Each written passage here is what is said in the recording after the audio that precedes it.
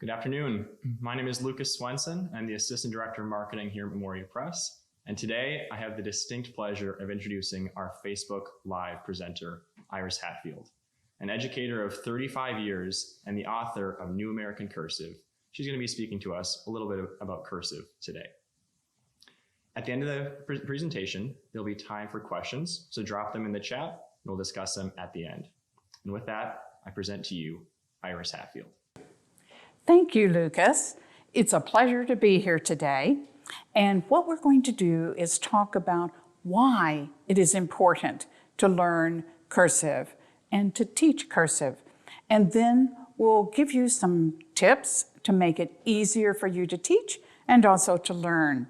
So one of the questions that I get frequently is, why bother to teach cursive? After all, we have our electronic devices and we can type faster than we can write. And so why is it necessary to teach our young ones to learn how to write cursive? I have several reasons that I'd like to go over. And number one is because something different happens to the brain when we write by hand versus type.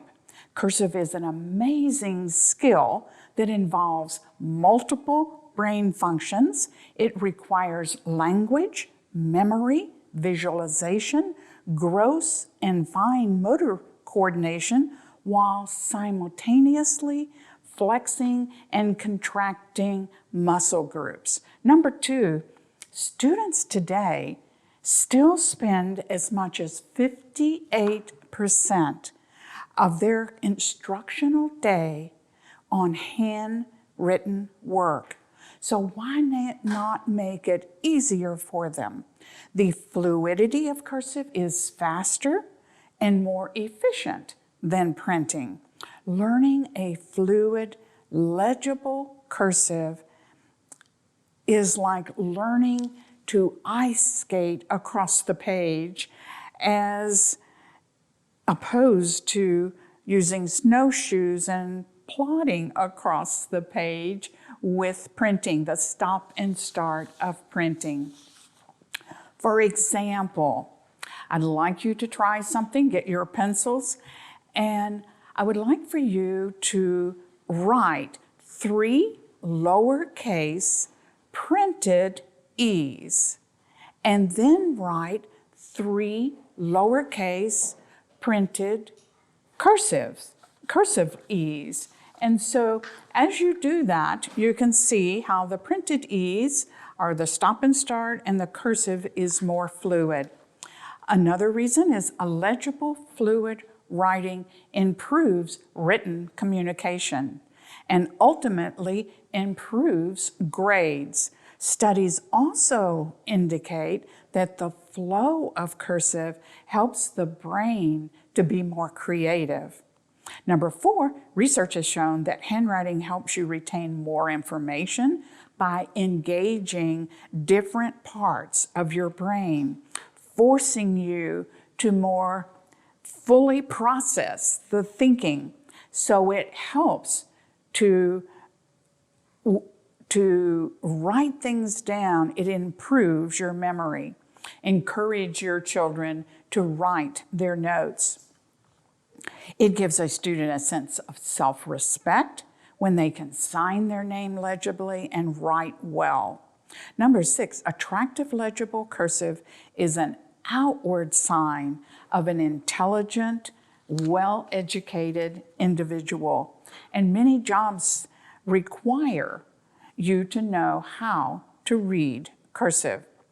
Number 7, learning cursive helps develop the habit of accuracy, neatness, attention to detail, and patience.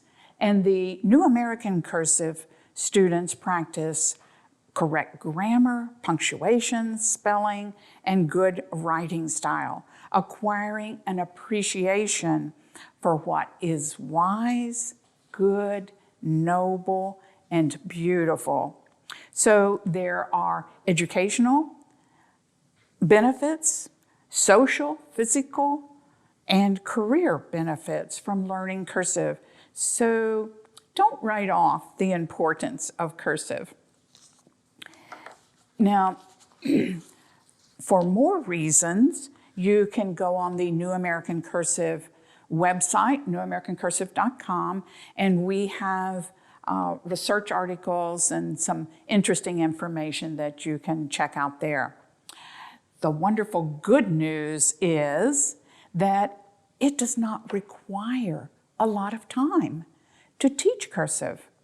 The NAC program, or the New American Cursive, we call it NAC, only takes 15 minutes a day, and you have brief lessons with frequent feedback for the students, and you can incorporate it in the rest of the curriculum throughout the school day. I guess you could call me a cursive crusader.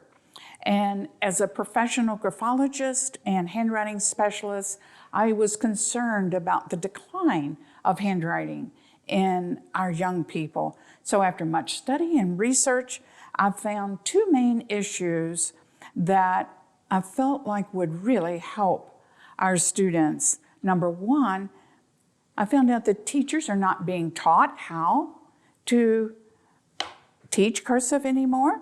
And number two, timing was off as to when to start cursive. Before the 1920s, when most everyone had attractive cursive, handwriting and cursive was taught in the first grade. However, now, cursive is not usually taught until the third grade, so children have been printing for so long that it's hard for them to switch and change from printing to cursive, and it slows them down to first grade level. Or they end up with print script, is what we call, some printing and some connected. So with a lot of prayer and assistance from other handwriting specialists all over the country, teachers and students, the New American Cursive Penmanship Program was developed. We had 5 goals: simple to teach, easy to learn, even for first graders. Number 2, adaptable to any curriculum.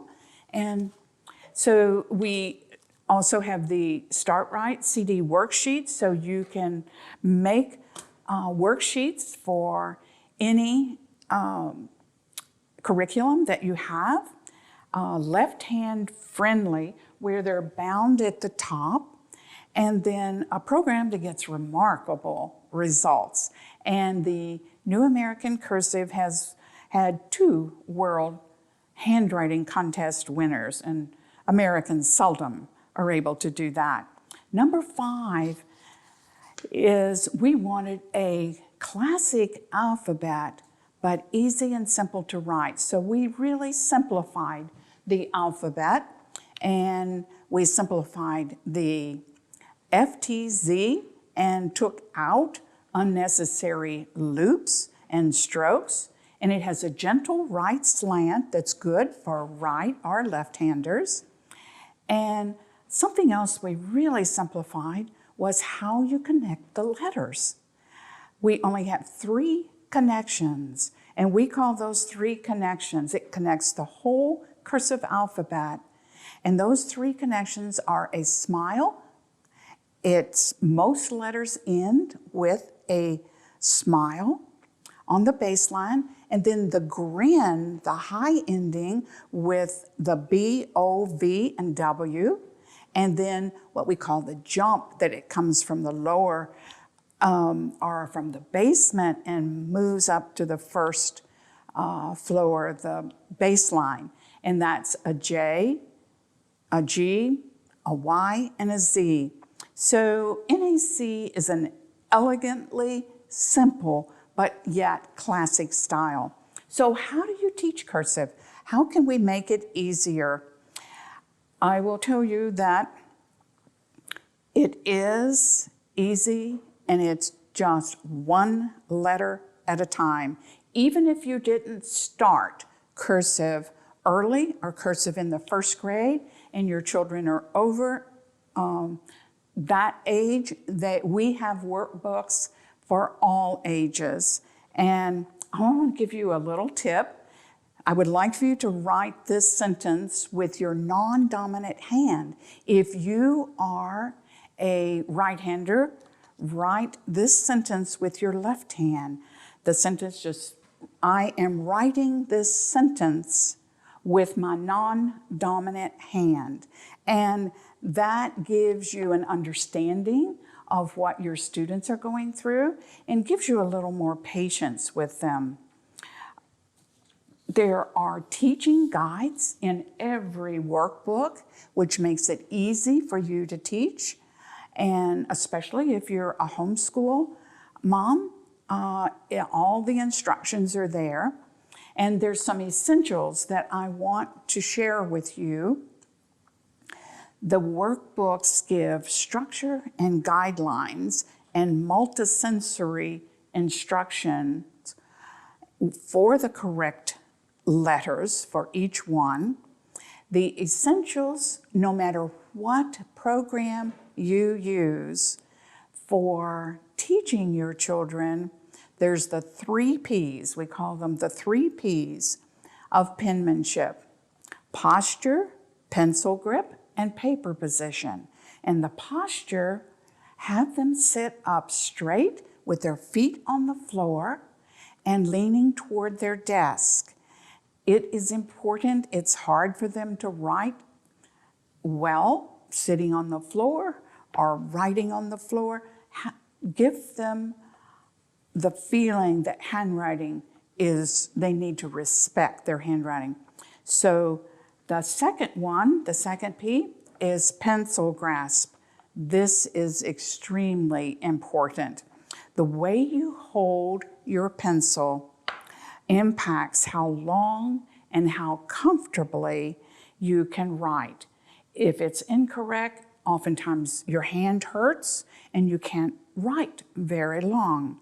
So the way I explain it to children is the strongest finger, the 3 fingers, the tripod grip, the strongest is the thumb, and it pushes the pencil and it holds the pencil. The index finger, it moves in all kinds of directions, and it can move the pencil and make the forms that you want. The longest finger holds the pencil and supports the pencil, so you have the tripod grip. The tripod grip, it's a fluid. You can move it in all kinds of directions, and it's worth the fight to get them to hold the pencil correctly if they've got into some poor habits. We have a picture up here, but the pencil grip is really important. If you see them using their thumb over their finger, that restricts the movement. If they use too many fingers, it restricts the movement. So make sure that you teach them to use the right grip, pencil grip. Even if you have to use one of the little rubber grips on the pencil to get them to change their grip to making it a correct grip. Now, with left-handers, it's the same grip. However, what you need to teach a left-hander is that they hold the pencil up higher. Left-handers will often hold the pencil way down toward they're trying really hard and down toward the point, and when they write, they can't see what they've written. And so they do the bent wrist. And so if you teach them to hold their pencil up higher, then they can see what they've written as they go across the page, and it doesn't smear their writing. Also, the third thing is the paper position. So for a left-hander, the left corner is up. So everything is up. The left corner is up, and the bottom right corner is toward their belly button and toward their body. And so when they have a higher grip and their paper is positioned correctly, they can write well. And it makes it so much easier. So it's very important to teach your students how to properly hold their pencil and then the paper position. And put a rubber band if they keep moving farther down so they know how far to hold their pencil. It is the first grade workbooks. We teach multisensory methods to teach each letter. Here we say the letter, we see the letter, we write the letter. So we really make it clear for each letter. You can write it large on the board. You start on the starting dot and the arrows show you where and how to write the letter.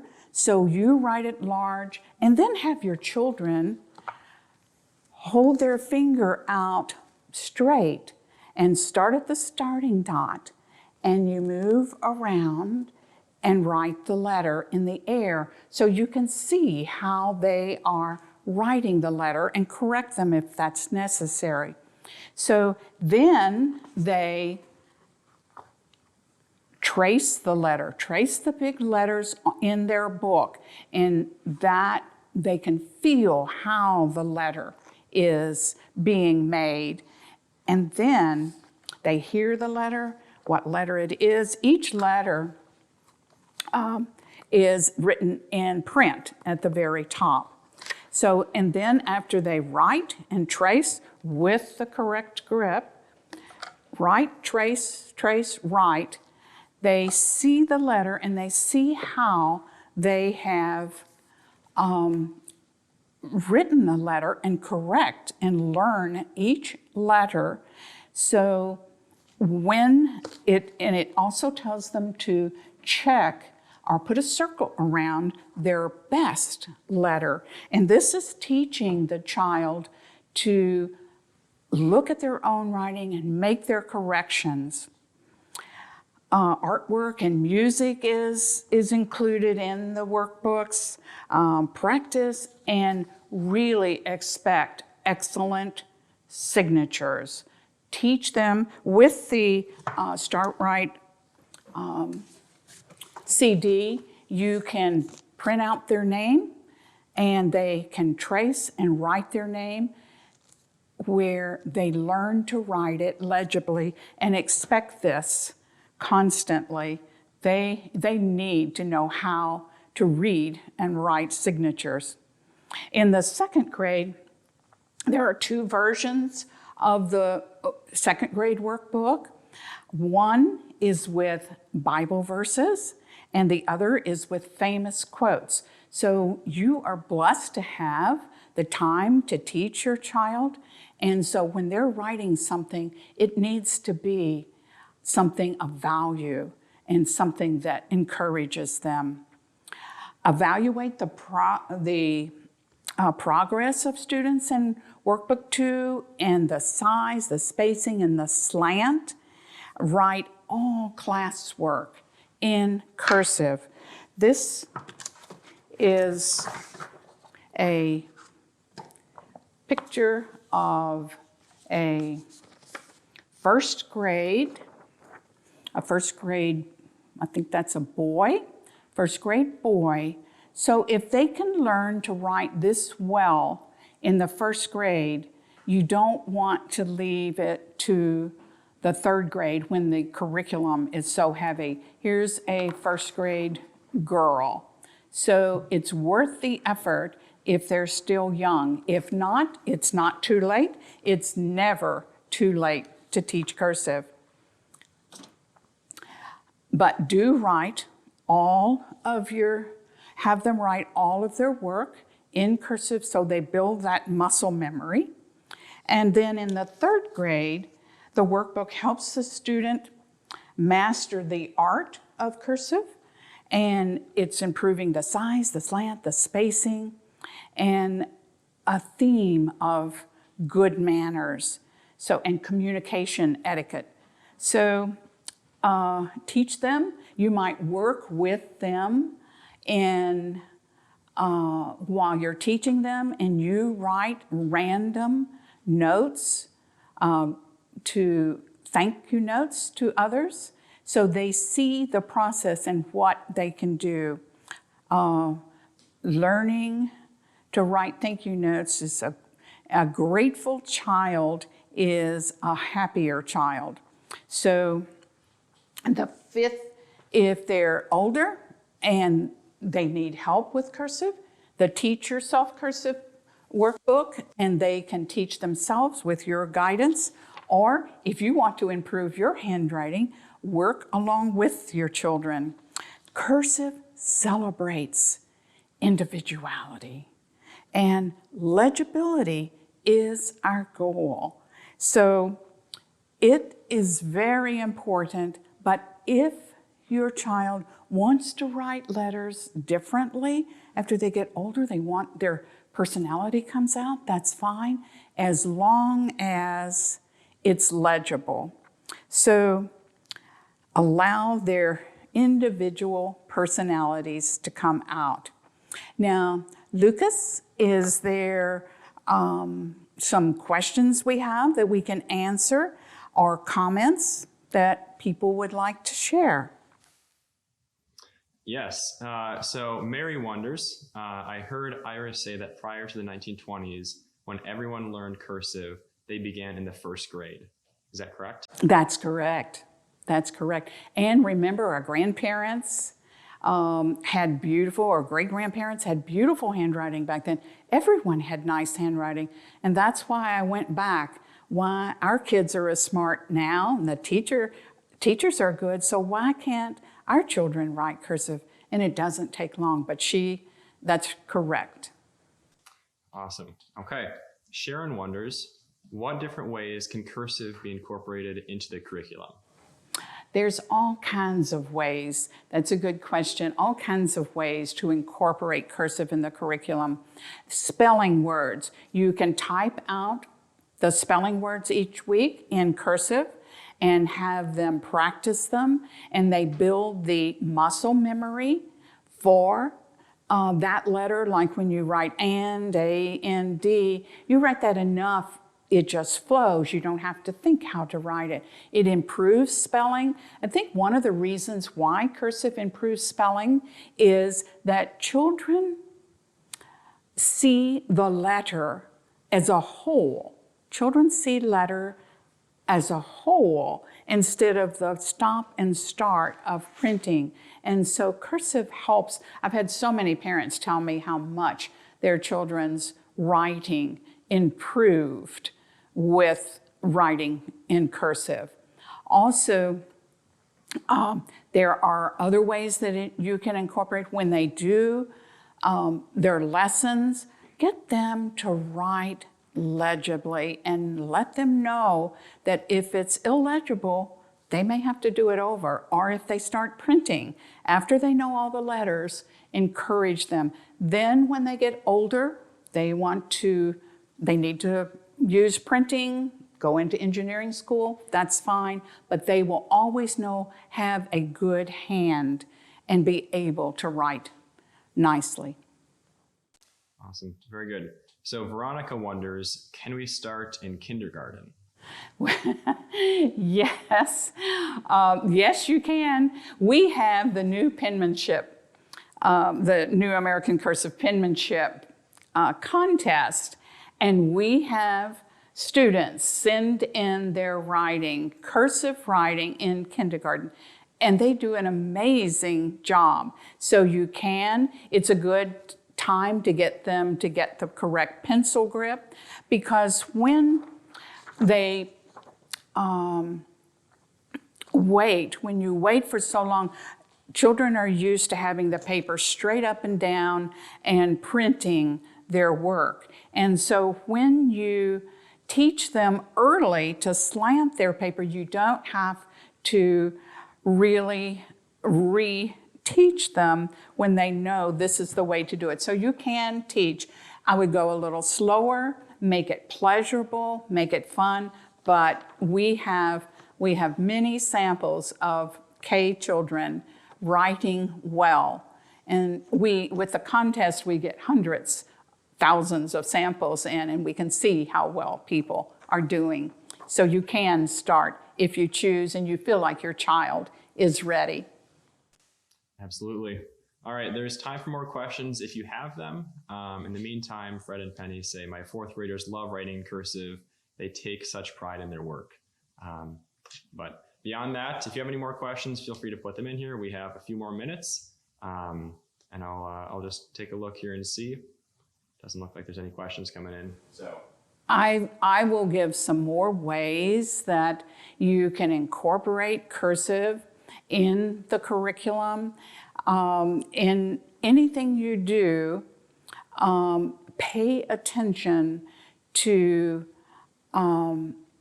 get them to be their own handwriting detective and monitor their own handwriting. They can do it with their spelling. If you have an older student that you're having a hard time getting them to write in cursive, one of the things that one of the parents shared with me was they got this child, not a real young one, their son, to write, copy something he was interested in out of one of his favorite books. And so for every word he copied legibly, he got a penny. And so it was something he was interested in. He was practicing his cursive, and now he writes a really nice, legible cursive. But that was a way, if you're not above bribery, to get them to write and practice more for the older students. Awesome. Okay, Sean asks, I would love to hear Iris Hatfield's opinion on whether or not it is necessary to have a child-sized desk that's adjustable for height versus having the child sitting on a pillow at the dining room table chair. It is best if they have a child-size child-size desk. If possible, a pillow works. Being short, I remember being in grade school and having to sit on my leg to keep my legs from going to sleep because my feet did not touch the floor. So it is helpful to have an adjustable desk. The child needs to know that their handwriting is a reflection of who they are, and to treat it with respect. Now, sometimes on the handwriting, they're doing their copy work or they're doing something that doesn't require as much, but the penmanship contest is a great motivator, and they want to do their very best, and you can see how well they do. So include it in many of the things. And then if you're having a child having a difficult time knowing how to write a letter or hold a pencil, put your hand over theirs, and that makes it where they can feel. Use the multisensory ways to teach cursive. And for older students to incorporate, make it fun for them. Have them handwrite party invitations, or get them a pen pal that knows how to write cursive, an aunt or a grandmother, and have them write notes back and forth. And when it's for a purpose, a child does better and they want it to be more legible. And so there's a practice that they can do, especially during the summer or when they're inside. Just make it pleasure. Handwriting is pleasurable. Make it fun for them, and where they can see their progress. Our books, our second grade book, you start and you write in the beginning, and then an evaluation you write at the end, and they can see their progress. It makes them feel good. As you go through the alphabet, each letter they write, and let one of the children go up and put the sticker or whatever on the letter that they're studying that day. They get so excited, and the young children really enjoy it. And then they can write well when they get into the upper grades. Awesome. Okay, we have one more question, then we'll wrap up. And so Maria asks, her son writes cursive well, but he doesn't want to write at a 45-degree angle. She says, should I encourage him to do so? It doesn't have to be exactly 45, but if he's right-handed, if he slants, it doesn't have to be the exact NAC slant, because children are different. And it's better that the paper is slanted rather than straight up and down. So encourage that some, but it doesn't have to be the 45-degree angle. Great questions. Thank you all. I appreciate you joining us in asking these questions. And our motto is NAC is developing brains, one writer at a time. Thank you and happy writing. Awesome. Well, thank you for tuning in, and a very special thank you to Iris Hatfield for being with us today. If you're interested in learning more about New American Cursive, you can visit our website, memoriapress.com. But in the meantime, happy writing. We'll see you next time.